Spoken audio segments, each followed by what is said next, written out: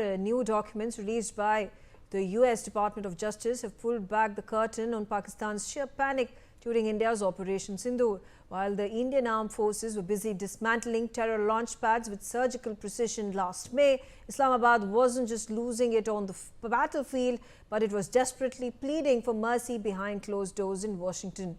Humiliated by the speed of the Indian strikes, which wiped out 9 terror camps in just 25 minutes, Pakistan reportedly made nearly 60 frantic pleas to United States officials, including the White House and the Pentagon, to force a ceasefire. To save face, Islamabad didn't just stop at diplomacy. They spent a staggering 45 crore rupees to hire American lobbying firms, even trying to dangle mineral deals as bait to get the US to intervene against India. The Department of Justice disclosure confirms what New Delhi has maintained all along. Operation Sindoor broke the back of cross-border terror infrastructure so decisively that Pakistan had no choice but to beg the international community for a way out. Let's open up this conversation. Joining me on the telecast, Ambassador Pradeep Kapoor. I'll take the first part of the story because there have been 2 of these reports that have been disclosed. One is about Pakistan and the lobbyists that it had hired during the time of April and May, paid those staggering amounts, millions of dollars, with pleading to America to somehow deter India to stop the military operation. Once again, restating the fact that Pakistan was defeated by India, and it was because of the good graces of India and the benevolence that when Pakistan reached out to the DGMO, Indian DGMO, there was a ceasefire that was declared on the demand, on the request of Pakistan. So all kinds of false claims that have been made, the false narrative that has been built on media and on media platforms and otherwise by Pakistan falls flat. Thank you, Megha. This is a very important issue. What I'd like to say is the following, that I was the Deputy Secretary Americas in the Ministry of External Affairs in 91-92 in Delhi. And at that stage, for the first time, the Ministry of External Affairs and the Government of India agreed to hire a lobbying firm in Washington, D.C. And it was a very difficult process to convince all the branches of the executive and judiciary and legislative branches that this was an essential requirement, because the way the system is structured in the US, to get access and to sort of maintain access and to sort of be able to influence decision making and policy making in the US, it's a useful tool. It's a corrupt method, but that's the way the whole country is structured. Like even for elections, you have to pay a lot, and then you get a lot of access to them. So what is more surprising is that the amount of access which the Pakistanis have and had at that time, that they were able to approach so many people through so many different channels, and through their lobbying firms also, and beyond their lobbying firms also, including the White House itself, including the senators, including the Secretary of State, including the Secretary of War, and so many others, to plea for a halt to the Operation Sindoor. So that has to be understood by the Indian establishment as to how they have been given so much access, how they have gained so much influence in the policy making circles in the US. The other aspect which has to be clearly understood is that the military dimension. Some countries, including China and others, were trying to flog a narrative that the Indian, hardware and software and equipment and planes didn't perform up to the mark, and many were down. So this gives a light to that in a very big way, because if India was under pressure, we would have asked them.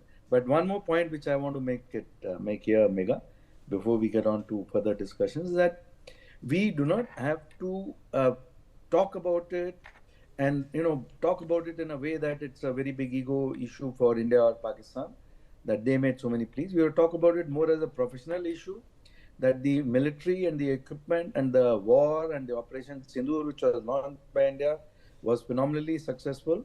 and that the future bodes well for Indian defense sector, and how to improve it further, rather than harping on the theme that US didn't intervene and we took the decision, or the DGMO called. Those are basically questions which have to be put behind those aspects of minor importance going ahead, because the president of USA is a different sort of personality, and we do not have to get into any negative sort of discussions on this particular issue, which has no relevance now. What is important for the future is going ahead. How do we go ahead with US and on this issue of Indian defense sector? Thank you, Megha. All right. Again, bringing in Major General Dhruv Katoch as well. Now, these revelations have come because these lobbyists, these agencies that were hired by Pakistan, there were at least 6 of them that were hired by Pakistan in the duration between April 2025 to November 2025. India, in contrast, hired 4 of these lobbying firms, and actually one lobbying firm was hired by India, and this information has been disclosed to the Department of Justice under the US Foreign Agents Registration Act, and under the act, these agencies have declared that there was the Indian embassy also that reached out to 4 officials from United States of America government, using this lobbyist that had been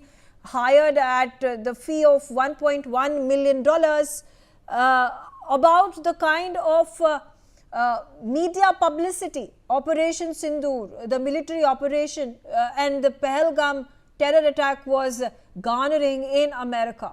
Again, of course, the date is important because this happened on 10th of May, right after the ceasefire that was declared. This was also the day US President Donald Trump unilaterally declared, before the Indian government, the Foreign Affairs Ministry could come out and make a statement that ceasefire has been achieved. US President goes on to say that I was this person solely responsible for mediating and allowing for peace to happen between India and Pakistan. So, how do you view the situation in terms of the dissemination of information coming in with regards to those 60 plus officials, Pentagon officials, congressmen, senators, top media influencers that were reached out to by Pakistan, begging them to somehow stop India to attack Pakistan because India was just relentless?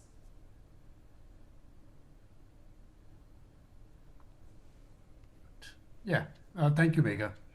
Megha, when I went through that list, or a portion of the list at least, what I found out is that most of this lobbying took place after the 10th of May. It was not in those 4 days period, the 7th to 10th. Most of it took place earlier, and a little bit of it took place earlier. Now, the earlier ones were also, the lobbying, they were referring to rare earths and all that. And later on, again, they were referring to rare earths and, of course, to the operations which had been carried out. I think there was a concern within Pakistan that these operations, because Prime Minister Modi had declared that Operation Sindoor is still on. It is still on. Even now, it is still on. And I think that was the Pakistani concern, that they are already down and out. And if for some reason the Indian government wants to continue with Operation Sindoor, then they will be in trouble. That was one. The second aspect, I think, is I think they're financially very badly off. And I just want to give a little bit of statistics here. In 2025, Pakistan has lost 1,259 security force personnel. This amount of personnel India has lost in the last 20 years in Jammu and Kashmir, and they have lost it in 1 year.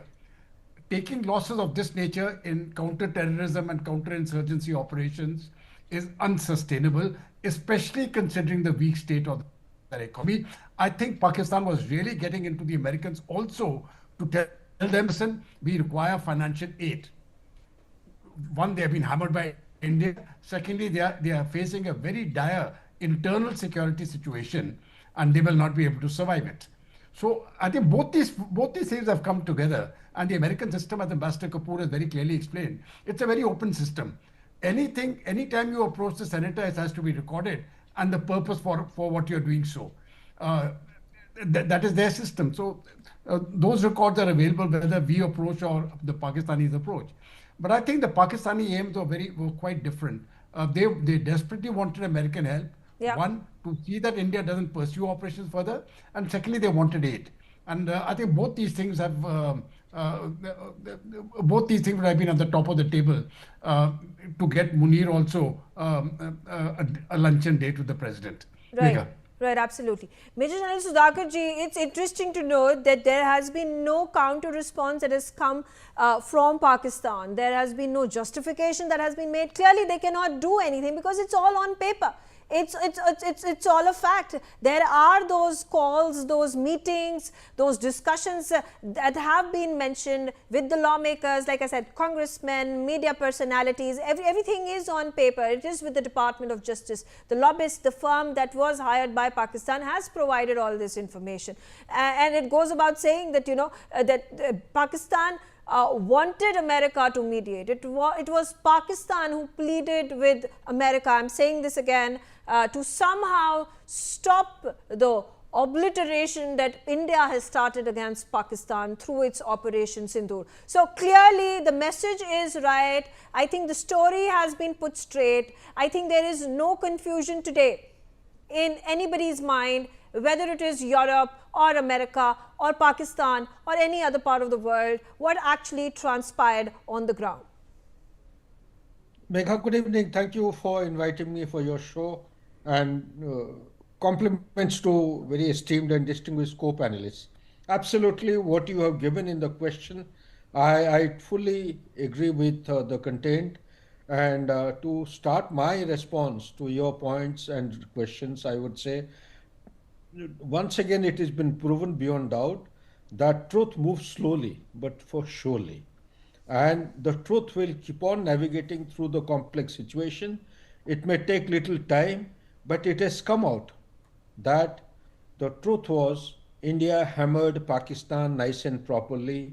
It has put them into an irreversible growth roadmap.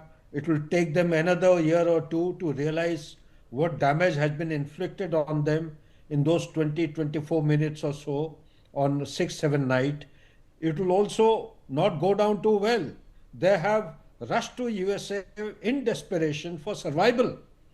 A corps commander's house getting burnt or being vandalized on 9th of April 2023 is a clear indication that the same army which is an epitome and worshipped as an epitome of their last bank of support and credibility and faith has lost the credibility of the people. People have lost respect for the army. So having said that, what I am trying to highlight is that yes, I totally agree with you. It is Pakistan which has been running from pillar to post as a last course of option to seek intervention of America, not the other way around. One. Number two, it knows that it is left with no option. The Durand line or the western portion of the western borders were already active, and inside Pakistan itself the internal stability is a big question mark, like General Katos has brought out. 2024 was actually, it was identified as the deadliest year where Pakistan had maximum terrorist attack. Now 2024 has gone into the back room. The 2025 has been even more deadliest. We have just counted 1,000 something, but it has gone. It's almost touching 2,000 people from the security forces of Pakistan who have been neutralized or who have been killed. So that's the kind of losses Pakistan is having. Every day Pakistan is losing, if not more, at least 10 to 15 soldiers of its regular force, including future forces. So therefore, last line, Megha, is that everything that we hear in or victory in the information warfare is a short-term myopic gain, and which Pakistan is always perpetually has been celebrating despite having lost all the wars against India in the past. Back to you, Megha. Group Captain UK Devnath is also on the show with me, and Group Captain Devnath, I do want to focus particularly on this narrative that was also being built, that the lobbyists that have been picked by Pakistan were more efficient than India's. because of the close camaraderie Trump has seen with Asim Munir in the past months, especially right after Operation Sindoor was completed, what was undertaken. There have been luncheons that have been hosted by President Trump for Asim Munir, while India has been imposed with 50% tariffs. Pakistan has a meager 19%. There are some mineral deals and reserves that are going to be explored by United States of America. There is a crypto deal that has happened between Pakistan and United States of America, and therefore the reason that the lobbyist picked by India was not as efficient and not as close to Trump as the one that was hired by Pakistan, and those have been speculations that have been doing the rounds during the time of Operation Sindoor and thereafter. What do you make of this development? Megha, whether India won the diplomatic battle or Pakistan won the diplomatic battle, that is only a sideshow. Pakistan had to bend backward to please America. All these lobbyist firms, they only facilitate the process. They are procedural companies which they have the email ID, they have the telephone number, they are the lobbyists, they can reach a particular senator, they know who is the PA, who is the PS. Beyond this, India had no requirement to bend backward. In fact, we kept our head high during all the talks. Talks were there, saying that there were no talks between Indian diplomats or Indian politicians and with their counterparts in USA. That will be not agreeing to the real state on ground. Definitely, US administration, various levels, they spoke to their counterparts in India before Sindoor and after Sindoor. Fact also remains that America is close to Pakistan because of Pakistan's geostrategic values, whereas America is close to India because India is a real ally when it comes to trade, technology, cultural exchanges. Did India win the diplomatic war? I think yes. They have supplied us with all kind of technology to our various science CSIR projects. They continue to do so. They are cooperating through Israel with our DRDO labs. They continue to do that. They are supplying us engine for Tejas Mark 1, Mark 2. They will continue to do this in coming decades. Now they have successfully given us the last tranche of Apache AH-64 attack helicopter. So India has won the diplomatic war without making any compromise. Donald Trump twice said purchase F-35. We didn't pay any heed to it. Donald Trump said don't look at Russian counterpart of F-35, that is Sukhoi 57. We didn't give any importance to this statement. He said he stopped the war between India and Pakistan. We said in Parliament that no country's leader intervened to stop the operations during Operation Sindoor. Now, Donald Trump is a little irritated. Definitely his personality is so. That irritation he shows once in a while. Day before yesterday, he said Modi is my friend. Yes. Then he went off to some not so diplomatic sentence where he said, please or something, happy, make me happy, or trying to make me happy. Donald Trump is a mercurial person and not exactly a statesman. Yes, Megha? Okay, all right. Coming back to you, Ambassador Pradeep, particularly, we were talking about, the 68 Apache attack helicopters and the huge delay that was caused in America handing over those choppers. And it's also interesting to note that only yesterday Trump goes on and puts the Prime Minister of India, Narendra Modi, in a very bad light, in a very poor light, because he goes on and narrates the incidents something like this. He said, the Prime Minister of India, Narendra Modi, came up to me and he said, may I please speak to you, sir? May I please see you, sir? Could you please let me know when these Apaches are going to be delivered to India? And then he goes about saying that he had approached him, Modi had approached Trump, saying that, he said that he was unhappy with the huge tariffs that had been imposed. So here it is not a partnership that Trump wants to emphasize and project, which is an association, a friendship, a partnership of equals. But Trump has the upper hand, and Trump is going to dictate the narrative of how this friendship evolves. Thank you, Megha. That's a very appropriate comment what you have made. And India-US relations are based on very strong considerations and very strong principles, and in the mutual strategic interests of both the countries and of the world. And they will continue to survive lots of ups and downs. It's only that they will also go downhill for some length of time before they are revived and resurrected. Now, diplomatic protocols were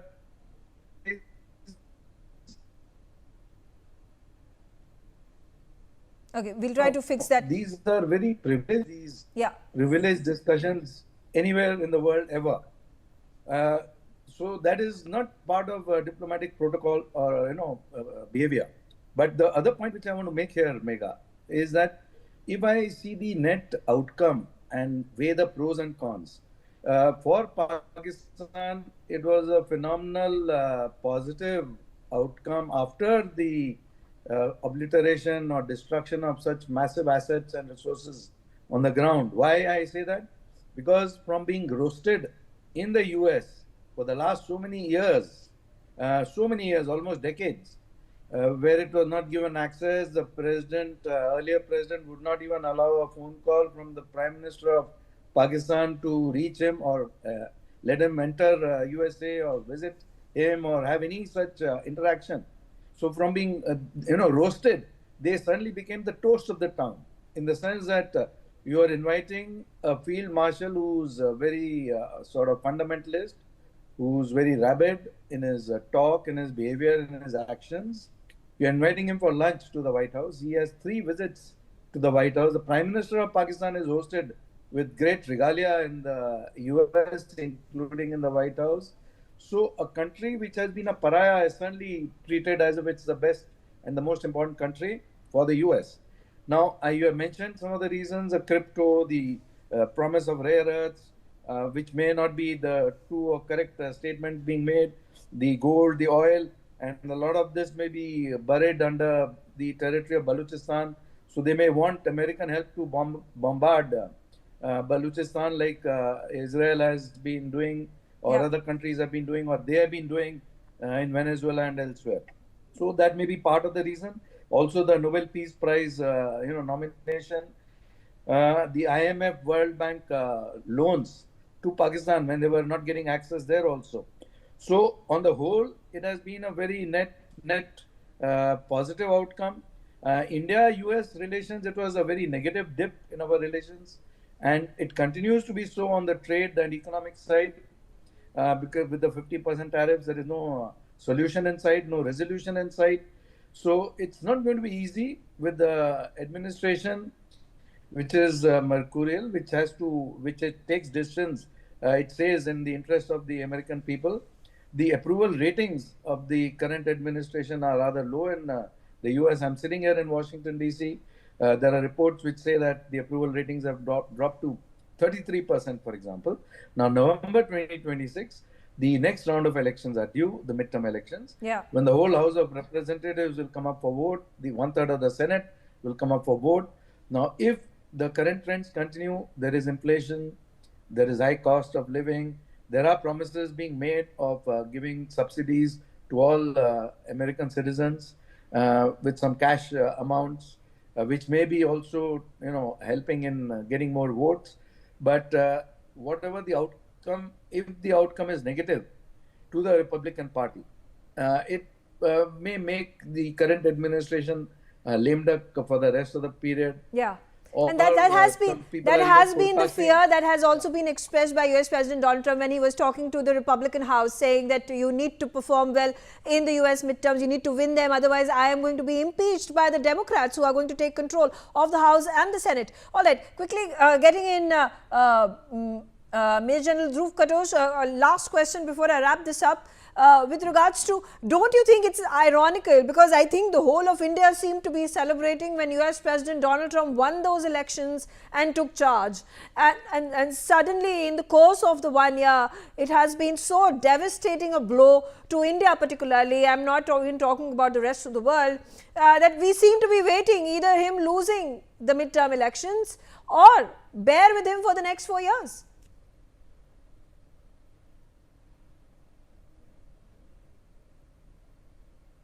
You're muted, Janitya. Now you're unmuted. Okay. Yeah. Very frankly, I think, this is just a temporary phenomenon. In the India-US relationship is built on a much stronger foundation than President Trump. It is not so much what India needs from America. I think that the scale has changed now. The United States needs India. The tariffs is temporary. We will get over it, and even if we don't get over it, I think we will find alternate markets. But India will stand on its own, and that is a message which has gone across very clearly to the United States. We will be sitting in the table with you. We are not going to take the crumbs, regardless of what the Americans say. And I think this is the new reality which the Americans have to come to live with. They don't like it. The Western world doesn't like it, but they will have to accept it. India is a power in its own right, and the present political dispensation is behaving in that manner. So I personally am not too perturbed about those tariffs, whether it is 25% or 50%. We can afford to lose 100 billion or so there. It doesn't really matter. But we will triumph. The Americans stand to lose a great deal. Now it is up to them. I don't think India will lose a great deal when I'm looking at the slightly longer term of 5 to 10 years. It is the Americans who will lose. So the ball, I think, is going to be played in a different way. Megha. Okay, all right. That's all the time that I have. I thank all of you for joining me, sharing your views. I'll take a short break. Thanks for watching NewsX.